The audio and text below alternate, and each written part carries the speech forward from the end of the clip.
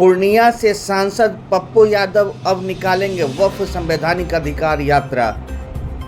29 सितंबर से बिहार में वक्फ संवैधानिक अधिकार यात्रा निकालेंगे पप्पू यादव। पटना में प्रेस वार्ता को संबोधित करते हुए उन्होंने कहा कि हम वक्फ बोर्ड बिल के खिलाफ हैं।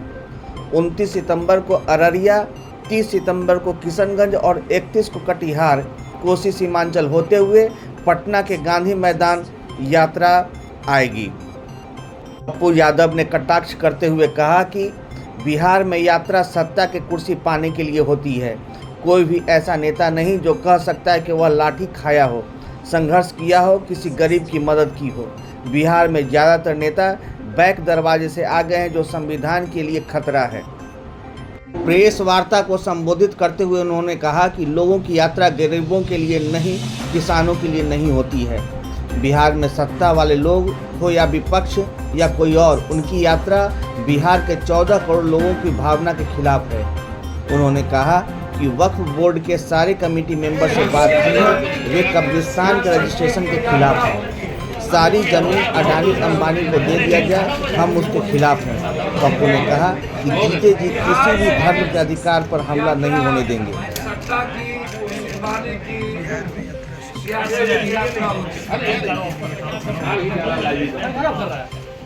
कोई भी ऐसा नेता जो यह नहीं कह सकता हो कि उन्होंने कभी लाठी खाया हो, कभी संघर्ष किया हो, किसी गरीब की मदद की हो। चुनावी साल के पहले उनका कोई बिहार के संदर्भ में कोई मतलब हो ना।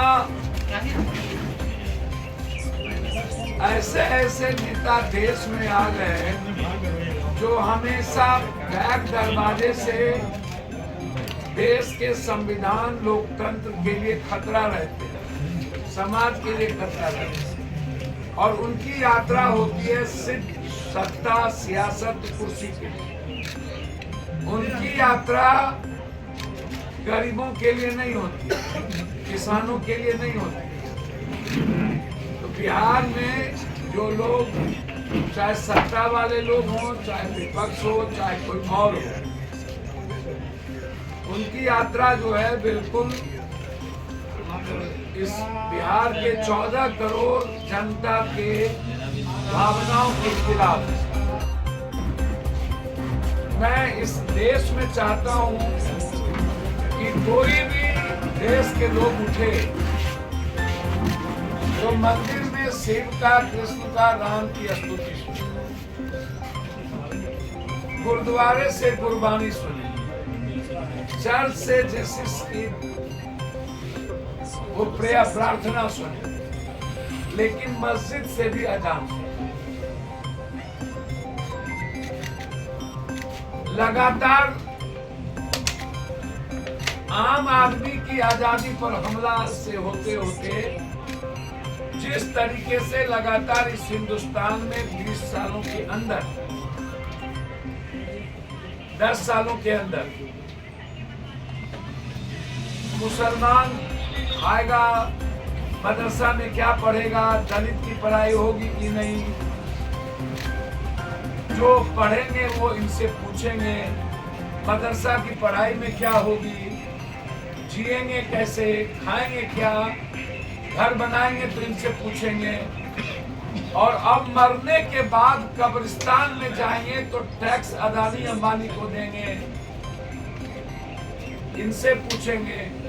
तो क्या आप जीते जी को मारते रहे जेल में? अभी दिल्ली हाईकोर्ट ने दिल्ली के 4 दंगे में जिनका नाम इन्वॉल्व किया था, उन चारों को बरी कर दिया। तो आप तो धर्मों पर की जो स्वतंत्रता है, किसी भी धर्म, उसकी आजादी पर जो हमला है, हम उसके खिलाफ हैं। चाहे सिखिज्म हो, चाहे ईसाईयत हो, चाहे इस्लाम हो। विशेष पैकेज दीजिए, हम आपके साथ खड़े। बिहार के युवाओं को आप नौकरी दीजिए, खड़े रहें। अग्निवीर खत्म करिए, खड़े रहें। किसानों के अधिकार की बात करिए, खड़े रहें। हम सरकार के विरोधी नहीं है, लेकिन आप किसी भी धर्मों की आजादी को छीनेंगे तो हम उसके खिलाफ हैं। एकदम नहीं। इसीलिए हमने वक्त कब्रिस्तान अधिकार यात्रा की शुरुआत 29 तारीख से हम अररिया, 30 तारीख को किशनगंज, 31 को कटिहार, कोसी सीमांचल होते हुए पटना के गांधी मैदान। मुसलमान से जुड़ा मामला नहीं है, उसके जीने से जुड़ा मामला है। या इस पर जो इन्होंने डिफाइन किया है या काला कानून है, मेरे जीते जी, पप्पू यादव के जीते जी किसी धर्मों की आजादी पर, उनके अधिकार पर हमला हम नहीं होने। और हम इसकी लड़ाई सीमांचल कोसी होते हुए हम पटना के गांधी मैदान आएंगे और सदन में यदि इस काला कानून को लाया गया तो हम उसकी पूरी जोर विरोध करेंगे। जरूरत होगी तो उस कानून के खिलाफ आर पार की लड़ाई लेंगे। लेकिन मेरे जीते जी किसी भी कीमत पर वक्त कब्रिस्तान या किसी भी धर्म की आजादी पर कानून ला करके उसकी आजादी छीना जाए, ये नहीं। एक्ट बदल करके कानून ला करके आजादी पर हमला कर रहा है, उस पर तो हम कर रहे हैं। इसीलिए 29 तारीख से यात्रा अररिया से शुरू कर रहे हैं और पटना आएंगे। इसमें तत्कालिक हम सबसे बातचीत करेंगे अलग अलग फील्ड में। यह यात्रा किसी को अधिकार के हनन और काला कानून और संविधान बचाने के लिए है। यह यात्रा और लोगों के तरह जनता को धूल झोंकने और सियासत के लिए नहीं। गौरतलब है कि जातीय जनगणना के बाद मुस्लिम समुदाय की आबादी 17% बताई गई है। आने वाले चुनाव को लेकर मुस्लिम से संबंधित राजनीति को लेकर लगभग हर एक पार्टियां मुस्लिम समुदाय को खुश करने में लगी है।